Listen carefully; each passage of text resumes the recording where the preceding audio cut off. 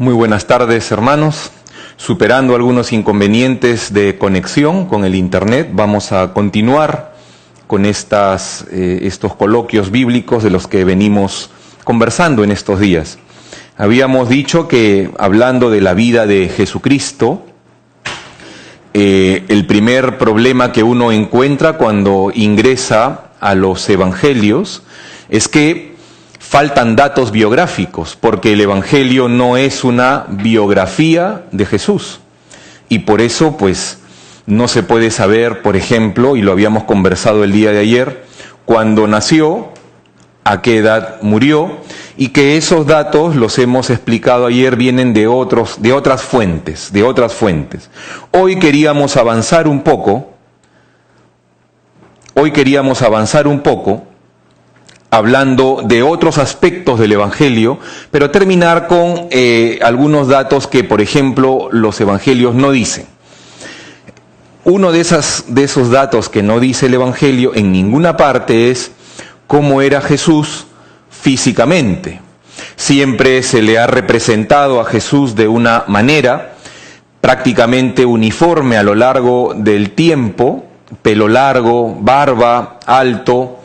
Obviamente en algunas películas, ya por influencia quizá cultural de donde se hace la película, se le ha presentado a Jesús como blanco de ojos azules, rubio. Evidentemente Jesús, al ser judío, tenía el tipo que tiene un judío normalmente, que es más bien moreno, de pelo negro y cara tosca. Lo cierto es que en ninguna parte de los evangelios, ni en otras partes de las cartas de San Pablo, en el Nuevo Testamento en general, nos dicen cómo era físicamente Jesús. Siempre se le ha representado, repito, con pelo largo y con barba, pero no dice que era así. ¿Podía no tener barba? Seguro que sí, y no pasa nada, pero sí hay alguna forma no bíblica directamente que está en los evangelios de más o menos saber que Jesús era como lo representamos. No es que nos estamos inventando, sí hay formas. Por ejemplo, en el Evangelio de San Mateo se dice que Jesús sería llamado Nazareno. Es una de las cosas que se profetizaron de Cristo desde el Antiguo Testamento. Sería llamado el Nazareno, pero Nazareno no solamente porque vive en Nazaret una gran parte de su vida, sino porque Nazir, de donde viene Nazaret o Nazareno, Nazir en hebreo significa consagrado a Dios. Y una persona que se consagraba a Dios desde pequeño, como era el caso de Jesús, tenía el pelo largo. Acuérdense, o si no, pues revisen en el libro de los Jueces la historia de Sansón. Sansón, al ser también un nazir, un consagrado a Dios, se dejó el pelo largo y justamente ahí radicaba la fuerza que tenía Sansón. Entonces es muy probable que Cristo haya tenido el pelo largo por ser consagrado a Dios. Pero también es verdad que en los evangelios lo llaman rabí, maestro. Rabí o rabino es un título que le daba muy comúnmente las personas a Jesús porque él enseñaba y tenía discípulos. Y eso sí, era casi que de ley, no estaba escrito, pero era prácticamente una ley, aunque no escrita, que un rabí, un maestro, tenga barba. Porque en el mundo judío la barba tenía un significado de experiencia de vida, de sabiduría, de alguien que tiene algo que enseñar. Por eso, si Jesús era rabí, como lo llama los evangelios, es muy probable, prácticamente seguro, que él tenía barba. Porque, repito, la barba representaba la sabiduría, la experiencia, la capacidad de transmitir algo que lo has aprendido en la propia vida, no teóricamente. Apunten este pasaje que me viene a la cabeza ahora, si lo quieren corroborar. En el libro del profeta Daniel, hacia el capítulo 7 del profeta Daniel, Busquen ustedes, avancen un poquito hasta el versículo 13 y siguientes, a partir del versículo 13. Daniel 7, 13 y siguientes, ahí hablan de una visión de Daniel, muy importante en varios sentidos. Primero porque ve a Dios Padre y lo describe Daniel a Dios Padre, y dice que lo ve como un anciano con barba, y a la vez joven pero anciano. La forma hebrea de decirlo es un anciano en días, como lo van a leer en su Biblia cuando lean este pasaje.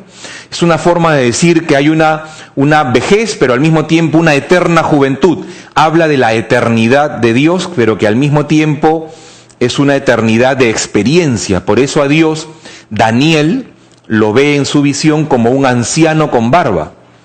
Lo que está representando la experiencia, la sabiduría suma de Dios, es esa ancianidad y esa barba. No es porque Dios sea físicamente así, es porque así lo entendía la mente humana en ese momento, como entendías una eternidad sabia, una eternidad que te enseña, pues lo veías así. Por eso, de esa visión de Daniel, de Dios como un anciano con barba, viene esta costumbre católica de dibujar a Dios como un viejito con barba, porque no es que Dios sea un viejito con barba, pero Dios Padre siempre se le ha representado como un anciano. Viene de esta visión de Daniel. Por eso decía, ahí podemos ver un poco esta costumbre de unir o de asociar la barba con la sabiduría y la enseñanza. Por eso, si Jesús era rabí, maestro, tenía barba seguramente. Luego que era alto y fornido, bueno, pues lo deducimos de algunos datos. Por ejemplo, el oficio de Cristo era ser carpintero, como su padre José, y seguramente por el trabajo pues era un hombre fuerte. Luego, cuando uno lee los evangelios y más o menos va calculando el ritmo que llevaba Cristo cada día, parece fácil cuando uno lo lee, pero dice que fue de Galilea, fue a Cafarnaúm, de Cafarnaúm fue a Tiberíades, de Tiberíades fue a tal, y son distancias enormes que implican días de caminar, implican un estado físico bastante bueno, y después dice que de día predicaba, en las noches dormía muy poco porque las pasaba en oración. Un hombre fuerte, tiene que haber sido un hombre muy fuerte. Pero cómo era físicamente, no vamos a encontrar esa descripción, al menos en los evangelios o en alguna parte de la Biblia, no la vamos a encontrar. Si ustedes quieren una prueba de su aspecto físico, en todo caso podríamos tomar la sábana santa de Turín. Ahí está grabada la imagen de Cristo. Pero es verdad que la sábana santa es una prueba posterior a los evangelios. Yo digo, en la Biblia no hay ninguna indicación del aspecto físico de Jesús. En la sábana santa sí que aparece muy bien el rostro de Jesús y corresponde a lo que estamos diciendo. Alto, porque en la sábana santa hay un hombre de poco más de 1,80 m, muy fornido, el pelo largo, la barba, sí, pareciera que corresponde, ¿no? Busquen ustedes ahí en internet, vean alguna explicación, algún documental bueno sobre la sábana santa y tendrán un poco este tema ya mejor explicado. Solamente quería decirles que en ninguna parte de la Biblia nos dice cómo era físicamente Jesús, que seguramente, como todo judío, era más bien moreno, de facciones un poco más toscas, una nariz un poco más grande, porque así son los judíos. Seguramente con una expresión especial, con una belleza especial, con una fuerza de palabra muy especial, pero era judío. Entonces, esas versiones edulcoradas de un Cristo rubio de ojos azules, por lo menos, no es muy probable que hayan sido ciertas. No es muy probable. Pero bueno, vamos a pasar al tema con el cual queríamos comenzar el día de hoy. ¿Por qué los 4 evangelios no son iguales? Aquí hay que explicar algunas cosas para entender y saber aproximarnos a los evangelios. No fueron escritos al mismo tiempo, no fueron escritos para las mismas personas y no fueron escritos con las mismas intenciones o con el mismo objetivo. Quizá esto explique por qué, aunque cuentan lo mismo, cada escritor, Mateo, Marcos, Lucas, Juan, ha hecho énfasis diferentes. Ha puesto de relieve cosas que en su objetivo le importaban más y a otro pues no le importaba tanto, y por eso el otro hizo énfasis en otras cosas, aunque cuentan lo mismo. Vamos a explicar un poco más esto que les vengo diciendo. Lo primero que tenemos que saber es que en un primer momento la predicación se hizo oralmente, porque Cristo mandó a enseñar y a predicar oralmente a todos los pueblos. No dijo vayan y escriban, dijo vayan y enseñen. Si ustedes apuntan este texto, Evangelio de San Mateo, capítulo 28, versículo 20, van a encontrar este gran mandamiento de Jesús, con el que termina el Evangelio de Mateo. Antes de que Jesús ascienda al cielo, ya resucitado, les deja este mandato a los apóstoles. Vayan por todo el mundo y enseñen lo que yo les he enseñado a ustedes. Y hagan que la gente lo conozca y lo viva. Eso mismo que yo les he enseñado, vayan y enseñen. ¿Qué significa esto? Que lo que Cristo hizo fue mandar a sus apóstoles a predicar la palabra. Y eso fue lo que hicieron. El mismo Cristo predicó, no dejó nada escrito.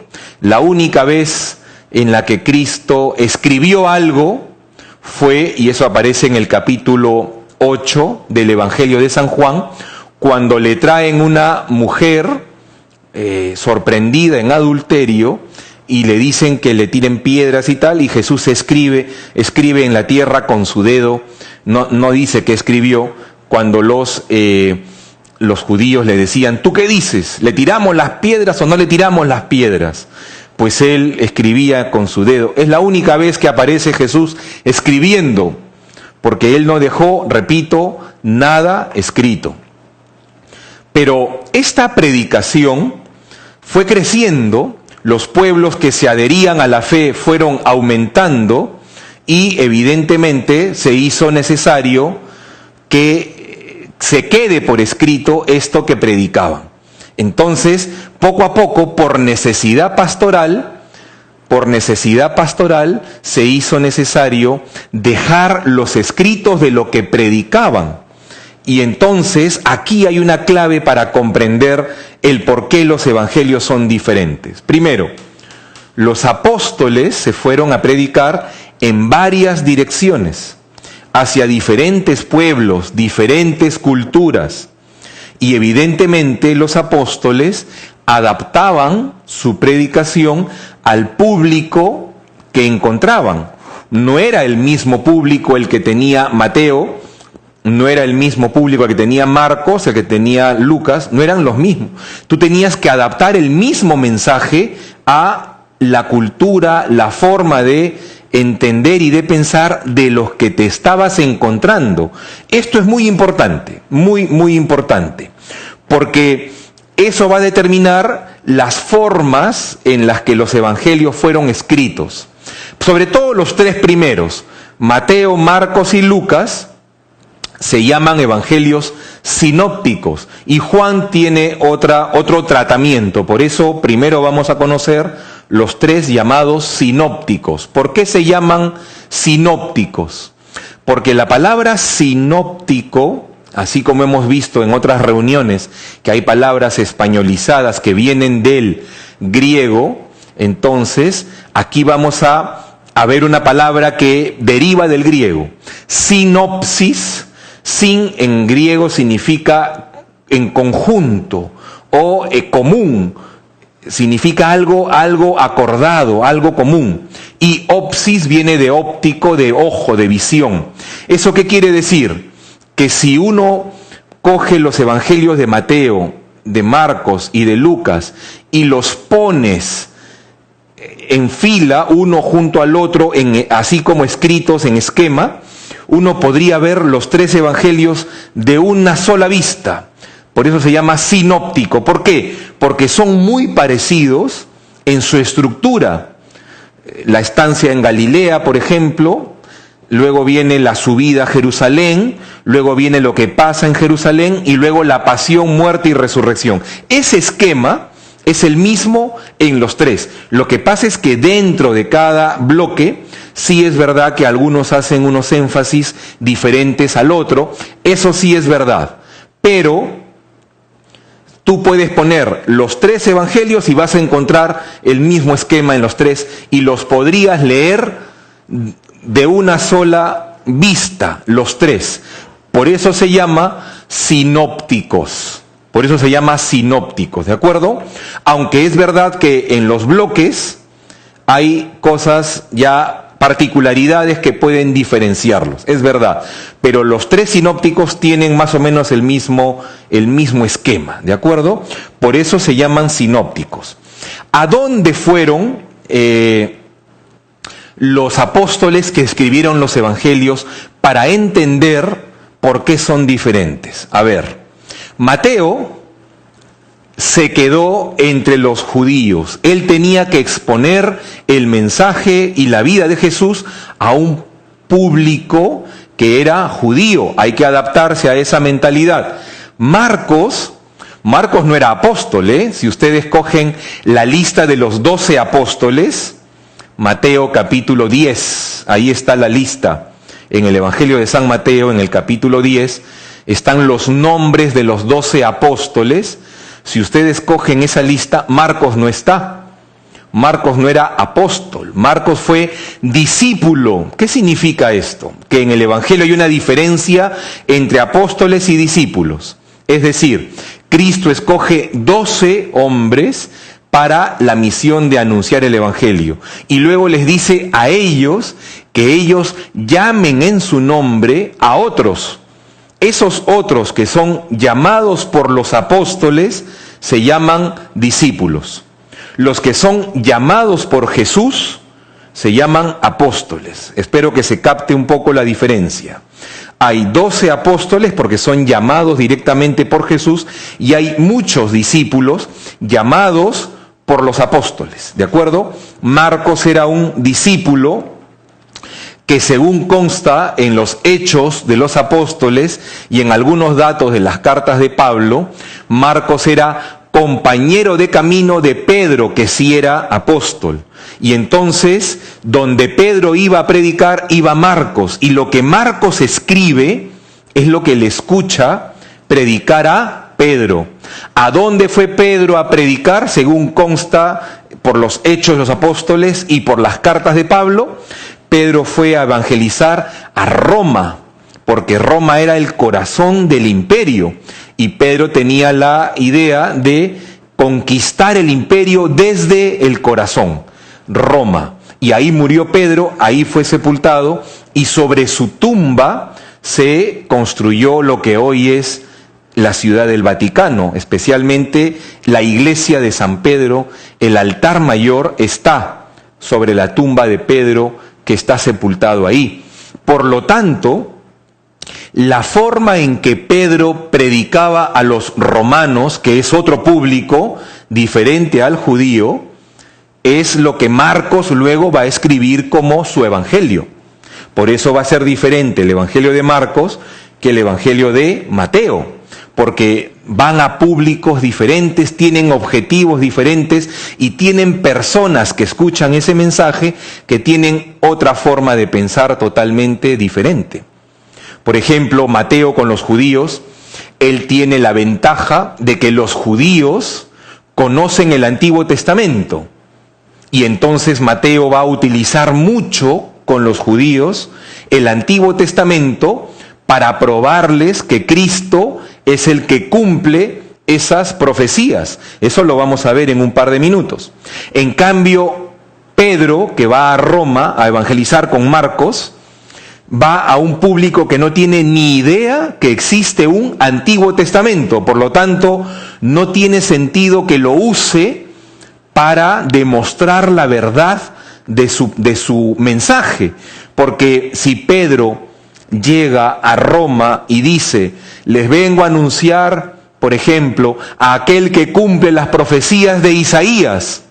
Los romanos van a decir, ¿y quién es Isaías? ¿Y qué nos importa Isaías? Por eso en Marcos no van a ver ustedes, cuando cojan el Evangelio de Marcos, muchas referencias a los profetas del Antiguo Testamento, porque esos profetas solamente funcionan para un judío, ¿de acuerdo? Y aquí se va notando por qué ya son un poco diferentes. Lucas tampoco fue apóstol. Él no está en la lista de los 12 apóstoles. Lucas fue un discípulo que, según consta en los Hechos de los Apóstoles y en las cartas de Pablo, Lucas fue el compañero de Pablo. Por lo tanto, el Evangelio de Lucas, ¿qué refleja? La predicación de Pablo, distinta a la predicación de Pedro, porque Pablo tiene otro público. ¿Cuál es el público de Pablo? Pablo se dirige a los pueblos de cultura griega, tienen una forma de pensar griega. Marcos y Pedro se van a los romanos, pero Pablo va a los pueblos llamados paganos en esa época. ¿Quiénes eran los pueblos griegos a los cuales tenía Pablo que evangelizar? Corinto, Éfeso, Galacia, Colosas, pueblos griegos, toditos, que luego son la carta a los Corintios, la carta a los Efesios, la carta a los Gálatas, la carta a los Colosenses, de ahí sale. Y el Evangelio de Lucas va a poner por escrito lo que Lucas escuchaba, porque Lucas no fue apóstol. Lucas le escucha a Pablo lo que él predica, y eso lo pone por escrito. Por eso Pablo va a hacer énfasis en algunos aspectos que lo vamos a ver cuando toquemos el tema del Evangelio de Lucas, que luego hacen que sean diferentes a Marcos y diferente a Mateo, aunque cuentan el mismo anuncio, ponen énfasis en cosas diferentes. Con esto vamos a abordar algunos aspectos fundamentales del Evangelio según San Mateo. Pero ya con esta premisa que hemos dicho, que ¿por qué Mateo es como es? Porque Mateo le escribe a los mismos judíos. Vamos a abordar el Evangelio de San Mateo. Como les decía, los primeros cristianos fueron judíos, porque ahí comenzó todo. Por ejemplo, los apóstoles, todos eran judíos. Los primeros discípulos, todos eran judíos. Las primeras comunidades cristianas eran del pueblo judío. Luego ya cuando se expanden, obviamente ya habían comunidades cristianas de Roma o comunidades cristianas paganas griegas que se fueron haciendo cristianos, y todo esto tiene un devenir, pero al comienzo habían muchos judíos que se hicieron cristianos. A esos que tienen un conocimiento de la Biblia de ese momento era el Antiguo Testamento, a eso se dirige Mateo. Y por eso en el Evangelio de Mateo se nota mucho el estilo judío de redacción, porque le estás hablando a alguien que habla de esa manera. Por ejemplo, un estilo judío aparece en el Sermón de la Montaña. El Sermón de la Montaña está en el capítulo 5, 6 y 7 del Evangelio de San Mateo. Comienza en el capítulo 5 y comienza con esta fórmula muy judía, que no la entenderían otros que no fueran judíos. Por ejemplo, habéis oído que se les dijo antes, ama a tu prójimo y detesta a tu enemigo, pero yo les digo ahora, ama a tus enemigos, perdona al que te ha hecho daño. ¿Se acuerdan ese pasaje que está en el capítulo 5 de San Mateo, hacia el versículo 40 en adelante? Pues esa es una fórmula judía. Habéis oído que se dijo antes, hace referencia a la ley de Moisés. En este caso, el libro del Levítico, en el capítulo 19, era la ley de Moisés, decía que amen a su prójimo, pero el judío entendía que su prójimo era el mismo judío, su prójimo no era los paganos, no tenías por qué amar a uno que no sea judío. Por eso Jesús va a dar un paso más y le va a decir, antes la ley antigua era esta, ahora yo les digo, él se pone como el legislador de la nueva ley, llevando a plenitud la antigua ley. Y esta fórmula es una fórmula judía. Si yo le digo a un colosense o a un corintio, habéis oído que se dijo tal, me van a decir, la verdad no hemos oído eso, porque solamente esto funciona, repito, para un judío, ¿ok? ¿Qué más? En Mateo hay un objetivo fundamental. Le tiene que demostrar a los judíos que Jesús es el que cumple las profecías que ellos están esperando que se cumplan desde hace muchísimos años.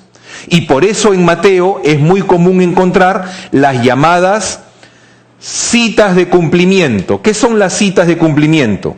Que cuando Jesús, por ejemplo, en el Evangelio de Mateo, cuenta algo de Jesús, ahí mismo dice, y esto sucedió para que se cumpla tal profecía. Por ejemplo, capítulo 1, versículo 22. ¿Qué se dice ahí? Un poquito antes del 22, dicen que la Virgen concebirá y dará a luz un hijo, cuando el ángel le dice a la Virgen esto. Y Mateo, ¿qué dice en el versículo 22 y 23? Esto sucedió para que se cumpla la profecía de Isaías. Y aquí les remite a los judíos la profecía que en sus Biblias está en el capítulo 7 del libro de Isaías, en el versículo 14. Isaías predice que una virgen quedará encinta y dará a luz al Hijo de Dios, que será Dios con nosotros. Isaías 7:14, por ejemplo. Y cuando en el capítulo 2, versículo 15, Mateo narra cómo el ángel le dice a José, llévate a tu hijo a Egipto porque Herodes busca matarlo y quédate ahí hasta la muerte de Herodes, que de ahí te diré para que regreses. Mateo dice, eso estaba profetizado cuando el profeta Oseas, le dijo, de Egipto llamé a mi hijo. Y entonces aquí se ve un cumplimiento de la profecía. Si ustedes van al capítulo 2, versículo 15 de San Mateo, van a encontrar que ahí se cumple, Mateo dice que ahí se cumple la profecía de Oseas, que está en el capítulo 11 del profeta Oseas. Comenzando el capítulo 11, versículo 1 dice, de Egipto llamé a mi hijo. Y entonces Mateo está diciéndole a los judíos que Cristo es ese que ellos esperaban y que estaba profetizado, y está demostrando que en su vida se cumple aquello que estaba profetizado. Por ejemplo, cuando en el versículo 23 del capítulo 2, Mateo cuenta que Jesús fue a vivir a Nazaret, hace referencia a la profecía de será llamado Nazareno, que es la que hice referencia hace un momento cuando decíamos que Cristo era un consagrado, un nazir, y de ahí viene nazoreo o nazareno. Todo esto está, repito, explotado muy bien por Mateo. Por ejemplo, en el capítulo 4, hacia el versículo 14, cuando Jesús va a Galilea, porque en Jerusalén, yo les expliqué ya hace unas reuniones, que Jerusalén es una digamos, una región, y luego viene Samaria al medio, otra región, otra provincia, y luego viene Galilea, donde está el mar de Tiberíades, y al costado o en las orillas de ese mar están las ciudades donde Cristo caminó prácticamente los 3 años de vida pública. ¿Por qué fue de Jerusalén, de Nazaret a Galilea?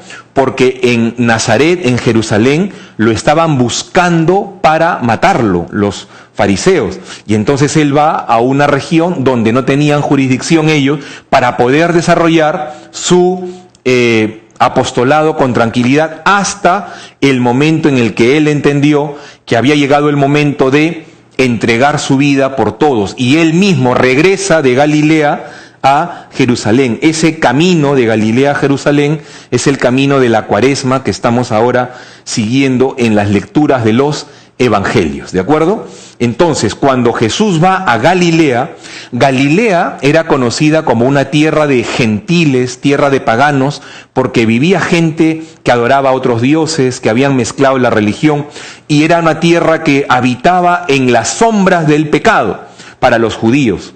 Por eso, cuando Jesús va a Galilea, Mateo dice que ahí se cumple una profecía que está en el capítulo 8 de Isaías, que dice: tierra de Zabulón, tierra de Neftalí, que es Galilea, ¿no? Galilea de los gentiles, camino del mar. El pueblo que habitaba en tinieblas ha visto una gran luz. A los que habitaban en sombra de muerte, una luz les ha amanecido. ¿Qué se está cumpliendo? Que un pueblo que vivía en la oscuridad del pecado ha recibido la luz que es Cristo. Y ahora Cristo va a iluminar por 3 años con sus enseñanzas toda esa región que, según el profeta Isaías, en el capítulo 8, vivía en tinieblas y ha visto cómo le llegaba una gran luz. Y así podríamos hablar cantidad de veces que Mateo utiliza esta fórmula. Cuenta algo de Jesús e inmediatamente hace referencia a una profecía.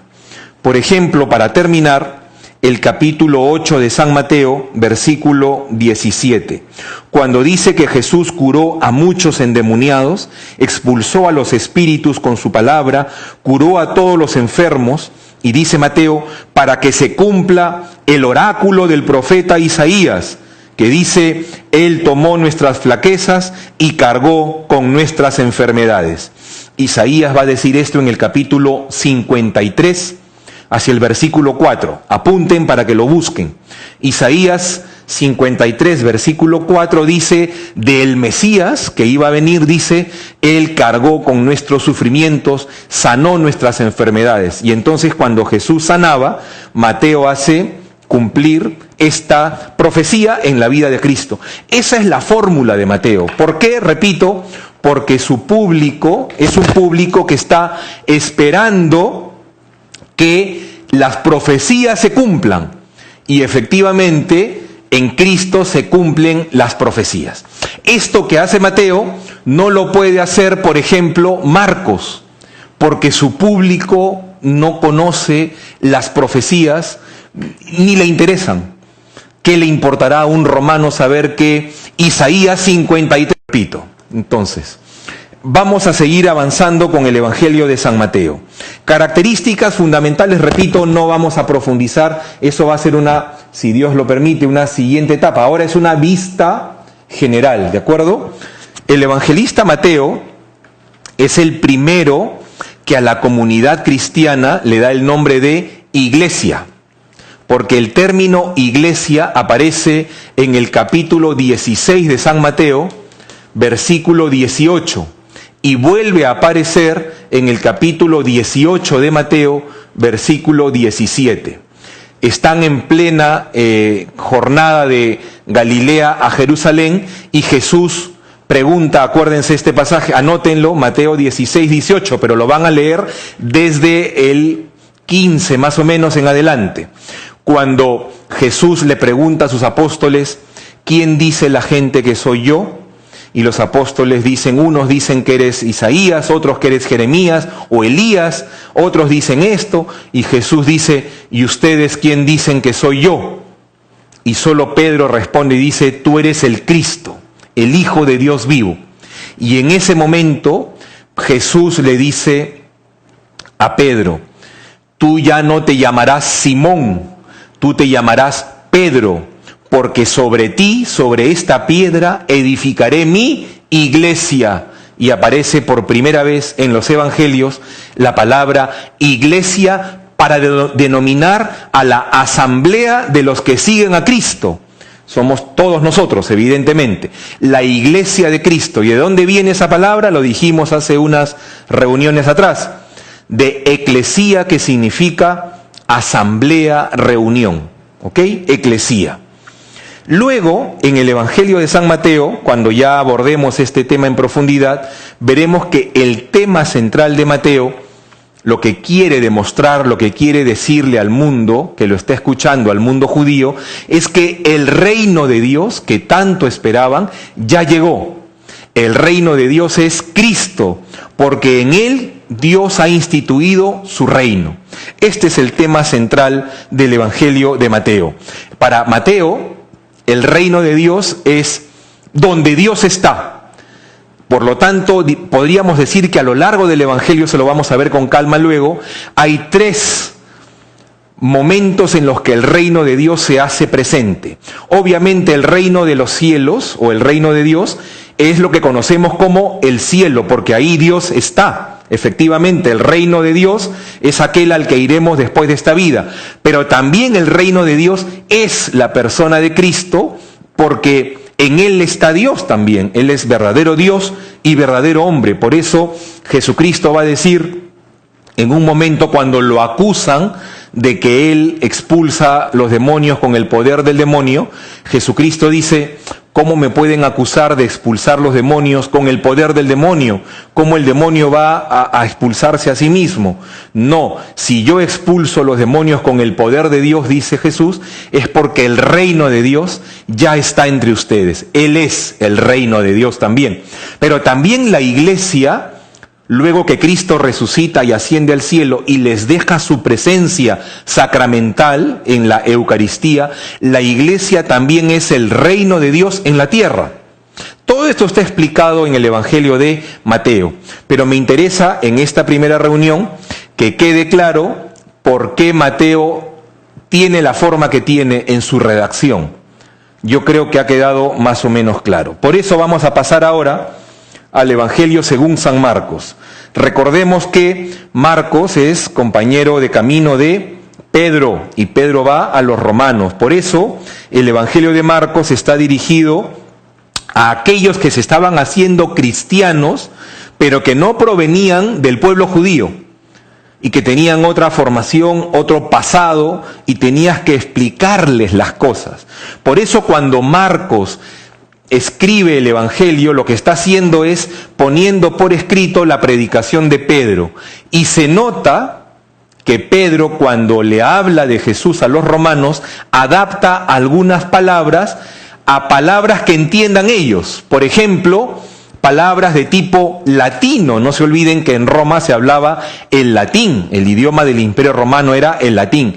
Y por eso Pedro, cuando predicaba, y luego Marcos lo va a poner por escrito, usaba palabras latinas que reflejan que su público es romano, no judío.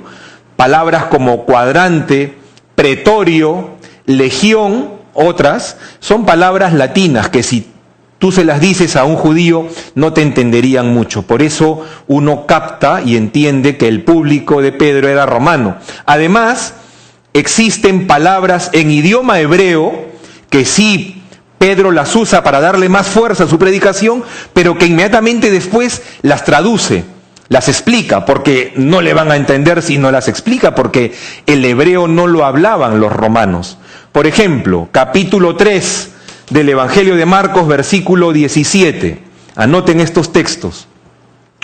Cuando Jesús llama a los apóstoles, escoge a 12 de ellos, eso está en el capítulo 3 de Marcos, se repite en el Evangelio de Mateo en el capítulo 10, pero Marcos lo pone en el capítulo 3 y pone los nombres de los apóstoles, y habían dos, Santiago y Juan, a quienes Dios, Jesús, les da el sobrenombre de Boanerges, que en hebreo significa hijos del trueno, por el carácter, el ímpetu que tenían. Y entonces cuando Pedro le dice a los romanos, y dentro de nosotros habían dos que eran los Boanerges, lean el capítulo 3, versículo 17, lo explica y les dice, ¿qué significa hijos del trueno?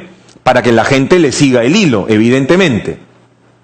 En el capítulo 5 del Evangelio de Mateo, versículo 41, está la curación de la resurrección de una niña, cuando Cristo le ordena solemnemente a la niña que se levante y se despierte. Usa una frase hebrea que es Talitá cum. En hebreo significa niña, a ti te digo, levántate. Y eso lo pone Marcos. Se ve que Pedro está predicando y está traduciendo y explicando algunas expresiones que se utilizan para darle fuerza a la predicación, pero que como no le están entendiendo, se las está traduciendo.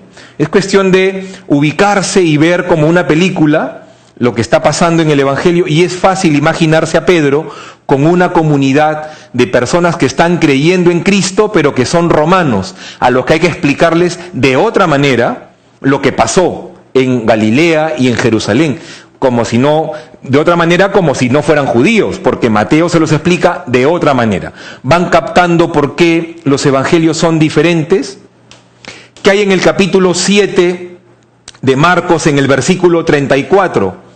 Ahí está, si mal no recuerdo, apúntenlo ustedes para que lo vean, cuando Cristo cura a un sordo mudo y le dice esta palabra que luego en los bautizos se utiliza, le dice una frase, efetá, pero efetá tú le cuentas a un romano y el romano te dice, ¿y qué significa? Por eso en el Evangelio de Marcos pone ahí mismo al lado, que significa ábrete, efetá, ábrete. Y se le abrió la lengua, dice al mudo, y empezó a hablar y tal. Apunten estos textos, capítulo 7, versículo 11, capítulo 15, versículo 34, donde aparecen, por ejemplo, en el capítulo 7, versículo 11, hablan de la corbá, que es una ofrenda. Ahí hay una discusión entre Jesús y los fariseos, léanla para no detenernos más. Y en el capítulo 15, versículo 34, Cristo está en la cruz y clama al Padre y le dice este pasaje del Salmo 22, Eloí, Eloí, lama sabactaní, hebreo, que significa, Señor, Señor, ¿por qué me has abandonado? Y lo pone ahí, Marcos lo traduce. En fin, esto nos refleja que el público de Marcos no era judío, era romano y había que explicarle las cosas de otra manera. Marcos es una narración basada en hechos sorprendentes de Jesús. Con esto vamos a ir llegando al final de esta reunión por el tiempo que nos da la conexión a internet. Vamos a ir llegando al final. Si yo quiero adaptar mi mensaje a un pueblo, a un público romano, yo tengo que saber qué le interesa más a un romano.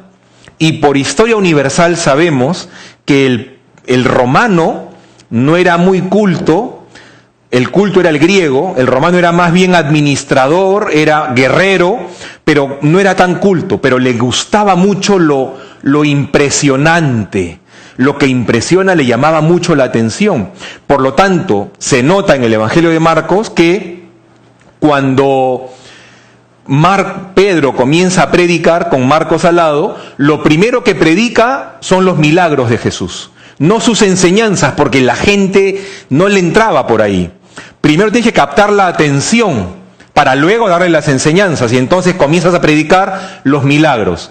Vengo a hablarles de uno que resucitó a un muerto, y la gente te empieza a escuchar. A uno que levantó a un paralítico, a uno que curó. Entonces la gente, a ver, cuéntame.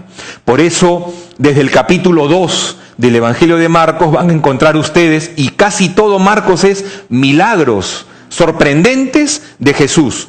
¿Por qué? Porque era la forma de entrarle a ese público. Una vez que lo has captado con los milagros, los tienes ya atrapados, como diremos, ahí ahora sí. Y ese hombre que hizo esas maravillas era Dios en la tierra y te pide que cumplas esto. Por lo tanto, esa parte viene después. Primero es lo impresionable de Cristo. Por eso Jesús se hace atractivo, no a base de sermones, sino de narraciones de hechos impresionantes. Esto es lo importante en Marcos. Hasta aquí vamos a llegar para no marearnos. Mañana, Dios mediante, terminaremos el Evangelio de Marcos, entraremos al Evangelio de Lucas, ¿ok? Y ya con eso tendremos una visión completa de los sinópticos, para ya dejar un tiempo para conocer algo de San Pablo y finalmente San Juan, que es poquito más difícil, por eso con la base de los sinópticos y San Pablo nos va a ir mejor. Hasta aquí llegamos hoy, les agradezco su tiempo, espero que no se estén mareando porque uno quisiera decir más cosas, pero no da tanto el tiempo para ahondar mucho, pero con lo que hemos dicho, creo yo que tenemos una visión general que nos va a permitir, si hay una segunda oportunidad, ya desarrollar evangelio por evangelio, despacio, pero con esta base nos va a ser mucho más fácil. Así lo esperamos. Y ojalá esto dé mucho fruto en sus corazones. Que el Señor les bendiga. Nos encontramos mañana.